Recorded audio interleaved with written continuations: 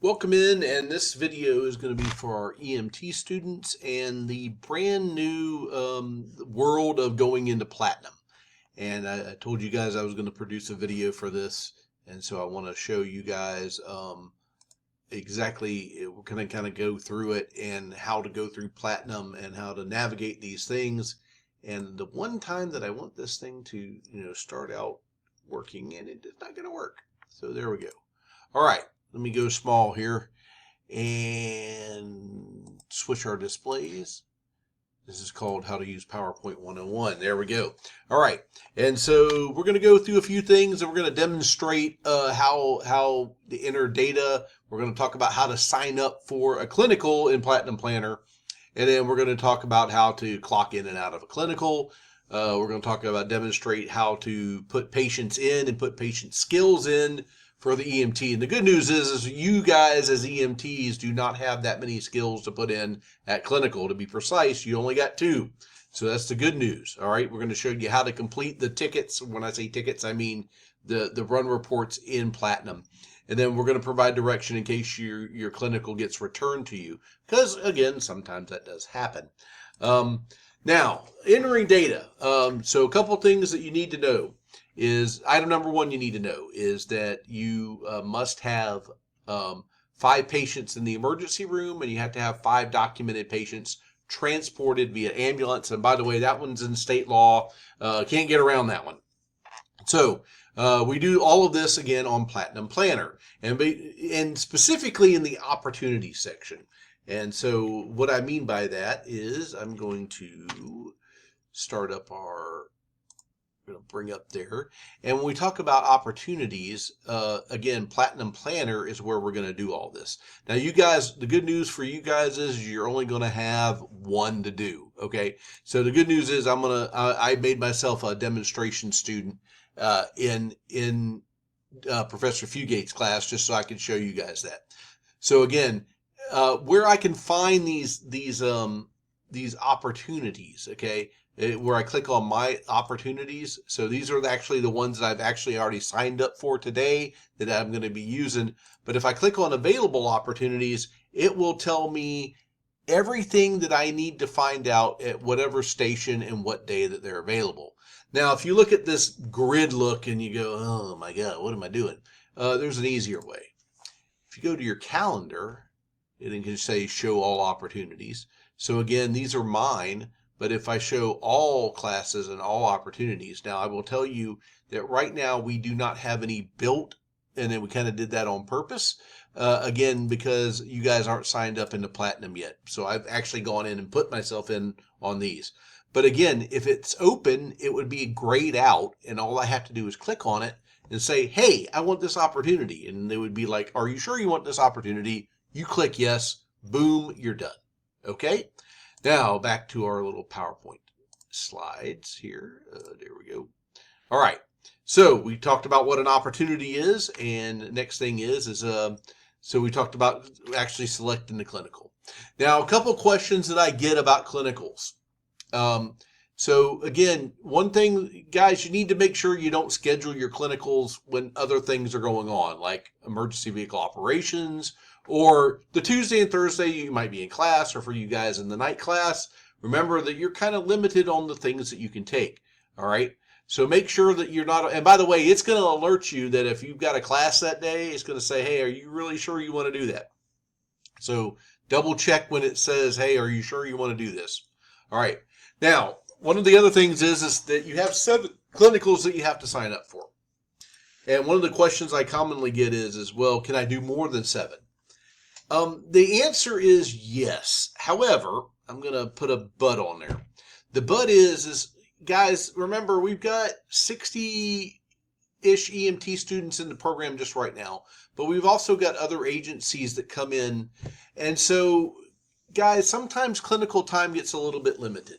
So again, get the 7, and then once you do that, I would say get with BJ or get with your lead instructor and just double confirm that it's okay to take a clinical or 2 extra. Again, some people like to do that, and if we've got the space, I'm all about you doing extra clinicals, okay? So we want you to do that. One other question that I didn't put up here is what happens if I don't get my patient counts? you will have to do another clinical. So again, that's kind of why I focus on making sure we document this stuff right. But again, I'm going to very reiterate this part right here. Once you sign up for a clinical, it is yours, okay? And again, I understand life happens, but I will also tell you that you need to have either the clinical coordinator, your lead instructor, or higher cancel your clinical. And I'm going to tell you, we usually don't do this. So once you get assigned, once you say, hey, I want that clinical, it's going to be yours, okay? And you need to be there, all right?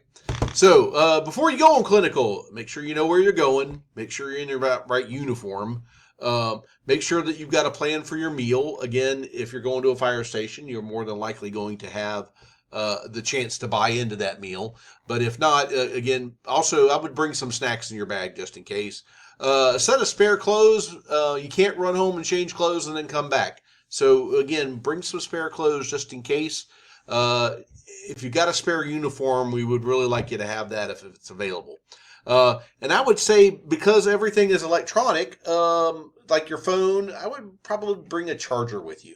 Because again, there's sometimes you get on the ambulance at 8 o'clock in the morning, and it might be 10, 11 o'clock at night before you get back. And that'll be always the morning in which that your phone didn't get a full charge. So you get to clinical. All right, great. I got there, and you need to be there about 15 minutes early. You need to go in the main entrance of the clinical, whether it's the fire station or the emergency room. You're going to go in there. You go in like a normal person would, and just say that you're there to do a clinical and identify yourself, of course. But the other thing you need to do is you need to clock in. And so what do I mean by clocking in? So guys, when you go to Platinum, and I'm going to use this clinical to be specific, and I'm going to go back to my opportunities, and it's going to say, hey, and I'm going to go begin documentation. So when you go to clock in, again, it's going to actually say, and these are some of the forms that we have to fill out. But when I go to my info tab, once I go to my info tab, all right, check in. So this evaluation will not start until you check in. So it's not even going to let you do anything until you check in. And I'm going to go ahead, I'm going to hit check in. Boom. Have a nice day. All right. So again, you're going to select your preceptor, okay? And when you're selecting a preceptor, and I'm going to use my, so again, I'm going to go look up a preceptor. And usually if you type in the first, so I'm going to use Brian here as my preceptor, but it's going to bring up anybody that has Brian or Brianna, and, Brianna Scott. Well, there's a lot of people here, right? So if I go in there and say, hey, well, I didn't find it that way, let's go in here and I type in Fugate. Let's see what Fugate brings up. Nope, there's no preceptors actually assigned to that. Well, I tell you who is there. I know she's in there. Nope, maybe not. But she's not Brian Abreu. Let's see here. Boy, I'm messing this up bad, ain't I, guys? Abreu, hey, look at there's Natalie, and she's one of our bigger preceptors at Advent. Just so you guys know, but I'm going to select her.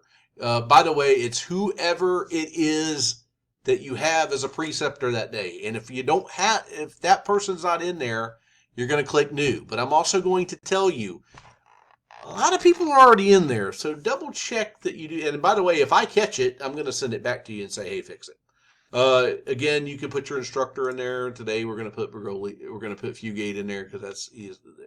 Now, that's when the actual time clinical ends. This is when it started. This is when it ends. And by the way, which clinical did I go to? Would you like to save these changes? Absolutely. I would love to save these changes. That's because I went to Dixie County. So this is the rescue station 1 up there that I went to and I checked in. And I'm going to kind of bring that point home. All right. So again, when you get to clinical, clock in. How do we clock in? You usually go to the info tab. And I will tell you, this is the only thing on the app that if you use the app, I would recommend that you do that.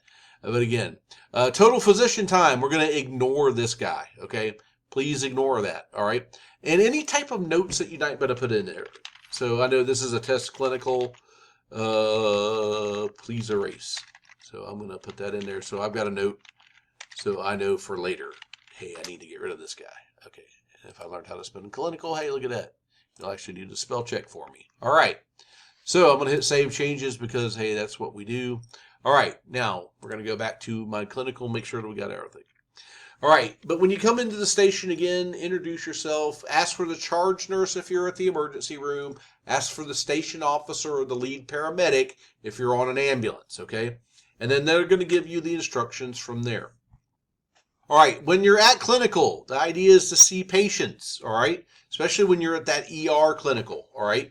Help out the best you can. Get your assessments. Well, I can't stress that one enough.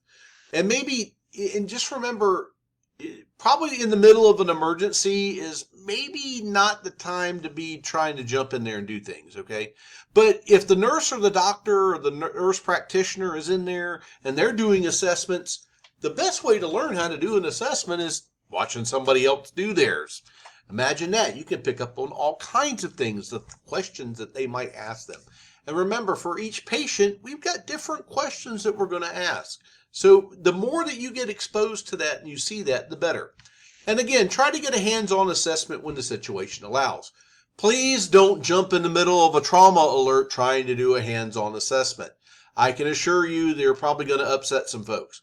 But again, when the opportunity presents itself to do an assessment, try to do that. And again, ask the patient, make sure that it's okay with them to do that, and just introduce yourself. Hi, I'm Scott. I'm an EMT student, or I'm an EMT intern, and I'm just going to assess you to make sure and talk to you about why you're here today. And again, that's the best way to approach them and say, again, I need to ask you some questions. And again, at that point, you're going to go through your assessment. Your sample, your OPQRST, do a quick and brief physical assessment on these patients. You don't have to look in there checking for earwax unless the situation dictates it. Okay, but again, a general assessment so that you get comfortable actually doing these. All right. So again, when you're entering documentation, notice how I started on the ambulance one, but there's two types that we have. We have the one that's in the ER, one that's in the ambulance. And we've separated those out very specifically so that you guys don't get confused about doing those, all right? Now, I will tell you at the end of your clinical at the ER. So your clinicals in the ER from 9 a.m. till 7 p.m., but from 5 to 7 p.m. is when you're supposed to do your documentation. Now, again, take notes on your notepad. You got your little notepad here. Again, take it with you. Something like that. Really simple, really easy, okay? You have the little flip notebook. Perfect thing to do, okay? But what I won't want you to do, guys, is go in there on your phone and start filling this stuff out. That's bad form. We're not going to do that, okay? It looks like you're just sitting there talking to your phone. This isn't Demolition Man. We're not going to do this. What did the patient say? No, we're not going to do that, okay? All right. So take the notes and then enter your data at the end of the clinical. All right. We usually use a quick sheet when we're on the ambulances. We should be using probably a quick sheet there at the hospital, okay? Now, how do we do this? Now, we were kind of showing that. So let's say I went and we did a call at Dixie, and now I want to enter that patient's data. So I've gotten all of my notes and I've got everything. And let's say we're going to use today, we actually go to a patient and we're going to say, hey, I'm going to add the patient, okay? And again, at this point, we just fill everything out. And by the way, if you screw it up completely, there's the reset button, okay? All right, live patient contact. And again, whatever type of patient, we're going to make this kind of a funny patient because that's what we are. The chief complaint today was, let's say that it was he stubbed his toe. So actually it was a traumatic injury, all right? And so we put in whatever time it was that this happened, male or female. And sometimes we don't know. It does happen. Let's say that this was a 60-year-old male. Again, he, let's see here, stubbed right big toe. Boy, this is the ultimate for an EMT student. We're going to throw you in there. Okay. Now, skills that you're going to perform. Here's the beautiful thing about the EMT. You only got one of two. Right? You got either a transport ride or you got a patient assessment report for the emergency room. We're going to click on the transport ride because I'm on a transport ride. Now, if you accidentally click the wrong one, I got some bad news for you. You're going to have to re-enter all that data. So make sure that you pick the right one because this is what we use to count. Okay? Guys, we use that to count. All right. Now, if you have any documentations or anything that you might want to add, one of the things you might be able to do is snag a picture of the vital signs. If you do snag a picture of the vital signs, please make sure that there are no names in that. Okay. Erase the name. All right.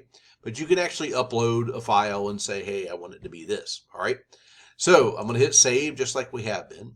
All right. So notice how we got this, and it's got a patient transport unit. It's stubbed right big toe. Now, if I want to go in there and edit the patient, I can go in there and go back and edit the patient. But let's say I just didn't want to use this patient, okay? And I could walk in there and I could actually hit delete patient, so I could get rid of it. Now, if I go to my forms, it's going to say, hey, skill patient report field custom. All right. Now, these are the other reports that we have to fill out, and I'm going to explain them here in just a second. But now I'm going to go in and I'm going to fill out my patient. All right. So attempt number 1 was successful. Let's add an attempt. So we're going to put the day of the call in there. And so today was 8, 24, 26 is the 8. Hit the number lock dummy. It works better. 2026. Remember, we always put the 4-digit in there. Notice how it's got the little number in there. So let's say we got there at 1525. And the student's name, yeah, that was me. Preceptor's name and title, Jane Doe, and that was a paramedic. Yes, I know I spelled Doe wrong. Get over it. Response, again, let's say we went there. We didn't go lights and sirens to the call, and we definitely didn't go lights and sirens from the call. This is a trauma in the loosest sense of the word. Was this patient any type of an alert? Now, again, if they've been noted as a really sick patient, trauma alert, having a heart attack, cardiac or STEMI alert, a stroke alert, sepsis alert, you would put it there. All right, we said that this was a 60-year-old male. And again, if it's a month, the patient's in months, we would click on that right there. We knew that he was a male patient. The scene information, stubbed toe last week. Toe is now turning purple. What can I say? We do get these type of calls, okay? All right, so the patient's chief complaint was toe pain. All right, history of present illness, stubbed toe last night. Now sore and wants to go to the hospital. Pretty simple, right? Now, again, this is where you're going to fill out all that stuff. No allergies. Let's see, he's on no meds. Let's see here. Oh, no past medical history. Ate a corn dog 1 hour ago. All right. Let's see here. Events leading up to it. Hit the side of a table. There we go. All right. So onset, again, we can put anything in here. I'm just going to, this is where you guys are going to fill out your OPQRST stuff. Quality of, let's say, throbbing. Radiation, none. Severity, oh, it's a 10/10. This guy has no pain tolerance. And again, remember, guys, pain's subjective. So, and then let's see here, 6 hours ago. All right, associated signs, none. Pertinent negatives, able to move the toe. Again, this is all dependent on what patient that you might have. And then anything else that you might not need to put in, you need to put in there. Guy, again, make sure that it's objective information. You can't put, again, subjective information, but don't put in there the guy's a loser. That would be a really bad thing. All right. So again, now to the assessment. And if you notice, we got it kind of, this guy's, we do it to a patient that's usually normal. But what happens if I get one that's like super sick, like having a heart attack, where he was pale, he was mottled, he was weak and thready pulses. So we can put all this stuff into the initial respiratory rate was 18, pulse rate was 72, blood pressure 120/80. Yeah, I would say, yeah, by the way, 120/80, guys, if you're putting that down as the blood pressure, think about that for a second. All right. Let's say it was 99%. His temperature 37.0, and end-tidal CO2 was 35. You guys even put him on end-tidal. He even took his glucose, and it was normal. All right. So we're going to put in all of our physical findings. And again, no abnormalities, right? Or just put unremarkable. If you look at the little clues right here, you can again. So and I would definitely say for the chest, I would definitely want lung sounds in there. Lung sounds clear, equal, bilaterally. Good air exchange. That's a good way to chart it, right? All right. Your back is clear. And let's see here. Left big toe is purple. Okay. Has, how about this one? Ecchymosis and swelling. We'll use big words, right? Because we're EMTs now. We're going to use big words, okay? Let's see here. Other notes on the physical finding, anything that you might find. It's got your Glasgow Coma score. If you haven't learned your Glasgow Coma score, you will. Okay. All right. So again, everything's normal in this guy. Field impression, we can't put he's a wuss, but we can put right big toe injury. Well, that's not a lie, right? Let's see here. Was he emergent? I don't think so. Was he an urgent patient? Absolutely not. No, he was probably a very non-urgent patient. Again, so treatment performed by the student. If we did anything, hey, we put him on oxygen via nasal cannula at 2 liters per minute. Spell LPM. All right. And if you do the second set of vital signs, BP, which we're always going to get a second set of vital signs, 70, respiratory rate is 12, pulse rate is 60. I guess all the excitement. Again, any other things that you would put there, any other treatments that was done by the paramedic put a needle in the toe, which obviously is never going to happen. Just be careful when you make sure that you this is kind of like if you go to a call and they start an IV, intubate the patient. These are things that you would probably put in that area. All right. So we treated him and we transported him to the hospital. Okay, any type of vital sign record, again, you can drop it, take a picture of it, drop it in there. And again, you're going to sign it that, hey, I actually am proving that I did this, okay? You're going to hit save and boom, there's your patient. Look at that. And it's got your report, everything done. Notice how it went through sample, OPQRST. It did all of these lovely things for you, okay? Now, the only difference between the ER one and the one that we do on the ambulance is the disposition of the patient. Okay, that's basically the only difference in these guys. It was treated usually. Then it would say discharged, went up, admitted to the hospital, transferred out. It'll have different dispositions for the patient. Okay, so and it might be that the patient still remained in the emergency room when you left. That's what you're going to put. All right. So we did all this. That's the only other form. Now, the other forms that we have to fill out, okay? If you have any questions about this, again, this is where it's a good time to talk to your instructor. Because, again, you might have a question about how to chart something. And every now and then we'll get one that's like super weird. This is where email works really good, guys. Let your instructor know, okay? All right. Now, what are we going to do? Oh, we've got these other forms that we got to fill out here. So ER. Now, when we're filling these guys out, all right, so this is, what is the purpose of this one? Again, this is the student, the EMS form, clinical form.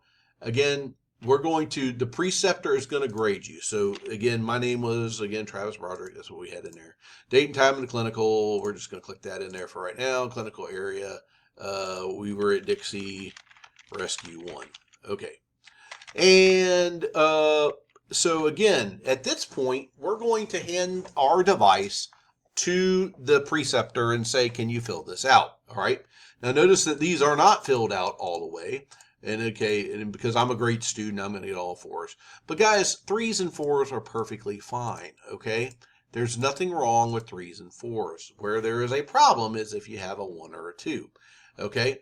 Now, preceptor's comments, Scott was a great student. Hey, and hopefully that's what, and I will tell you right now that 99.5% is usually that. So Natalie, she's the one that would have been, and I'm just going to mark something in here again. And by the way, I will tell you that these instructors do know their digital signature even. Now, there is a place where they can actually click and say, hey, we need to flag this for follow-up, and we do look for these guys. And at this point, once you get your stuff back, you're going to sign it in front of the preceptor, and then the preceptor needs to hit save, okay? And that's really important on the preceptor evaluation. The reason that that is so important is because that way, like, can I go back in there and maybe reopen this form? And the simple answer is yes, you can, but it's also going to leave me a little log where I can see what happened. So I wouldn't change the scores on that if I were you. That is falsification documentation, and there's a 100% chance that I'm going to probably have that. Now, this was a field ride again, and so we're going to fill out all this information again. And date and time of clinical area. Kind of looks familiar, doesn't it, guys? So again, please do it twice. Yes, I know that we're doing it twice. It's okay to do it twice. Let them do that. All right.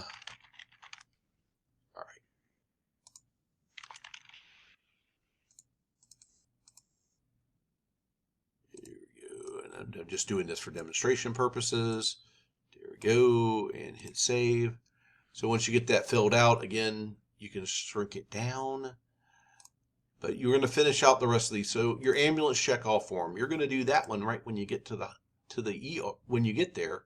And again, you're going to go, you participated in the check-off list, and you're going to look at all of these things, guys.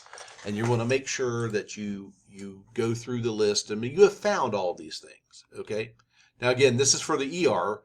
I was on an ambulance ride, so I don't need to do this one, okay? So I'm going to hit reset. And there we go. And again, evaluation of the preceptor. Now, this is the one that we do need to do, okay?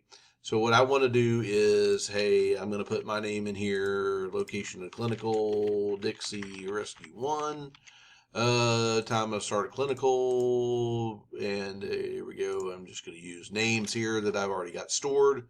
Yeah, they were great. They were awesome. They were doing great stuff.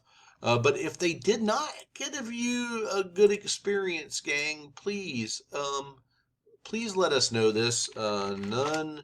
And again, you're going to sign this. I do share this with their chiefs, their officers. So please do that. All right. All right.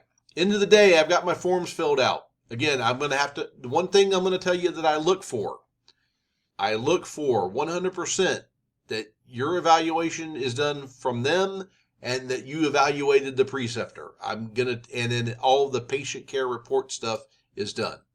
Any documents that I have uploaded would be there, and then I'm going to go to my submit button. Now that's where that submit thing is really important. Remember when I said that this is what we use to count? Notice how I get +1 by adding this. So that's how many I've got done. And remember, we have to have 5. So that's going to keep count for you, all right, of how many patients you have. If you've got any messages that you need to leave for the instructor, and remember, we're going to please delete this because that way I remember to go back in and delete it so it doesn't show up on the reports. But that big blue button down here at the bottom is probably the number one thing, submit documentation. That is what we absolutely want to do. Because until you submit it, it didn't get done. Okay. Now notice how it disappeared from this. Okay. Now, if I click on the submitted tab, it's going to show, hey, now I can request its return if need be. Okay. Or I can just sit there and look at the documentation. So if I did something and I went, maybe I was wrong, I'm going to hit request return. And then that simply sends a message to the guys that check the reports to say, hey, this person needs it back. And I will tell you that I usually immediately send it back to you. No questions asked. Okay. All right. We're getting a little late in this video. So we showed you how to use those guys. All right. We did that. We talked about that. We talked about the ER versus ambulance. All right. We talked about that submit button, right? And we want to know how you guys did on the clinical experience. Absolutely. We want to know that. All right. Your evals. Again, each clinical has the form. Make sure that you hit submit. Make sure that once your preceptor fills it out that they hit submit. Do not go back in and open it up. And if you do, I'm going to have a log file of it. Probably not a good thing to have, okay?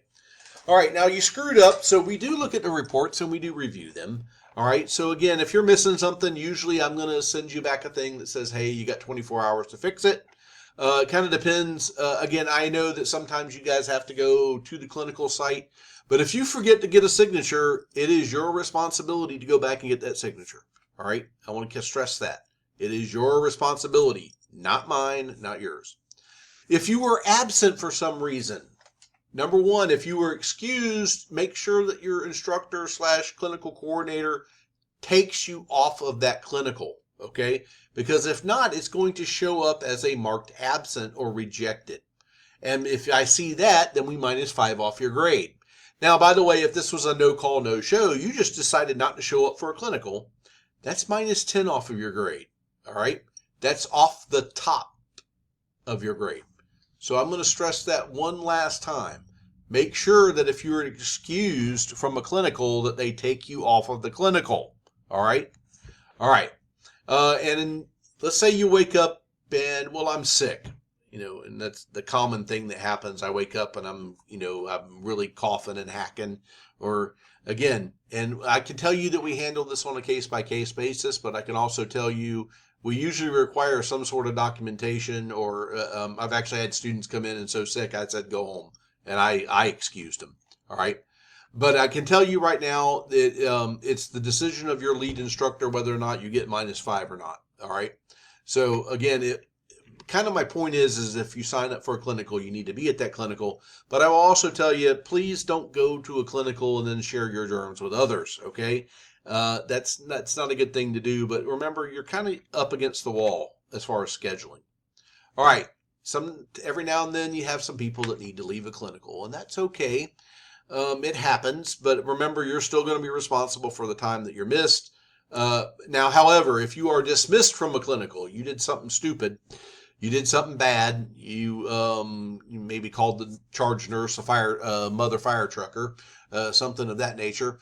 Yeah, you're probably going to have my involvement with that, just so you know.